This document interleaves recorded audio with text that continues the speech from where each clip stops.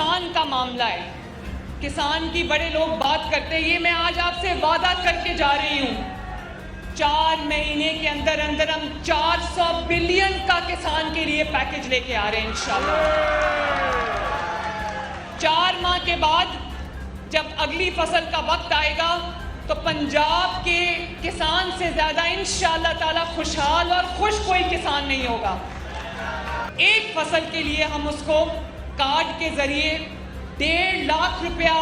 पर फसल उसको देंगे, ताकि उसको किसी आड़ती के हाथों, किसी मिडलमैन के हाथों जलील और ख्वार ना होना पड़े। और वो 1.5 लाख रुपया जो उसको कार्ड से मिलेगा, उससे वो अपनी जो खाद है वो खरीद सकेगा, अपना बीज जो है वो खरीद सकेगा, तो उसको कर्जा नहीं लेना पड़ेगा जिसका वो सूद अदा करता रहेगा। तो मैं अपने किसान भाइयों को यकीन दिलाती हूँ कि जो पैकेज पंजाब हुकूमत और मरियम नवाज शरीफ अल्लाह ताला के फजल से आपके लिए लेके आ रही है, पाकिस्तान और पंजाब की तारीख में कभी किसान को इतना बड़ा पैकेज नहीं मिला हो।